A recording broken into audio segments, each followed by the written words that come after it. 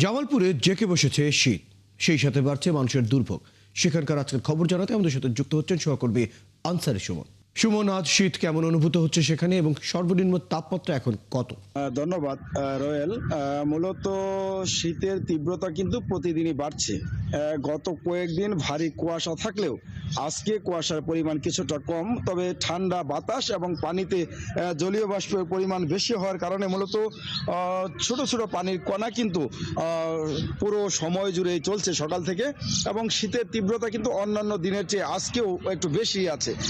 আমি যদি আপনাকে জানাতে চাই, এই যে সকাল থেকে যারা মূলত কৃষি কাজ করেন এবং নিম্ন আয়ের যে মানুষগুলো আছেন, যারা সকালে মূলত কাজ শুরু করেন, সেই মানুষগুলোর দুর্ভোগ কিন্তু প্রতিদিনই বাড়ছে।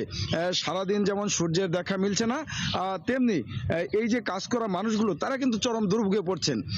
যদিও আমি আপনাকে আরেকটি বিষয় জানিয়ে দিতে চাই, যে জামালপুরে এই শীতের তীব্রতার কারণে প্রচুর ঠান্ডাজনিত রোগী কিন্তু জামালপুর জেনারেল হাসপাতাল সহ 7টি উপজেলা হাসপাতালে ভর্তি হচ্ছে।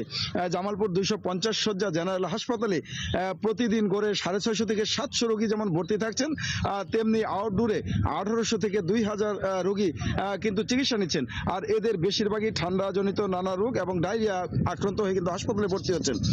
এছাড়াও চরাঞ্চলের যে মানুষরা আছেন, যারা নদী পারাপার হচ্ছেন, তাদেরকে নানা ধরনের দুর্ভোগে পড়তে হচ্ছে। গত কয়েকদিনে জামালপুরের যমুনা নদীতে কিন্তু 2টি নৌকা ঘন কুয়াশার কারণে আটকা পড়েছিল এবং পরের দিন তাদেরকে উদ্ধার করেছে স্থানীয় প্রশাসন।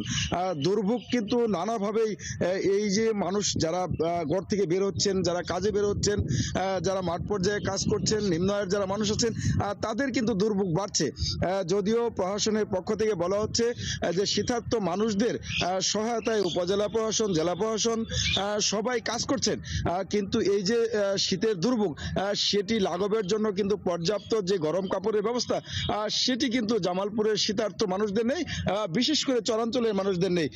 জেলা প্রশাসন বা উপজেলা প্রশাসনের পক্ষ থেকে এই যে চরাঞ্চলের মানুষদের শীত নিবারণের চেষ্টার যে শীতবস্ত্র বিতরণ, সেটিও কিন্তু আমাদের চোখে পড়ছে না।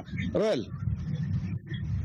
আনসারি সুমন, আপনি খবর রাখতে থাকুন। দর্শক, আমাদের সহকর্মী আনসারি সুমন আমাদের সাথে যুক্ত ছিলেন, জানাচ্ছিলেন জামালপুরে শীতের পরিস্থিতির সর্বশেষ খবরগুলো।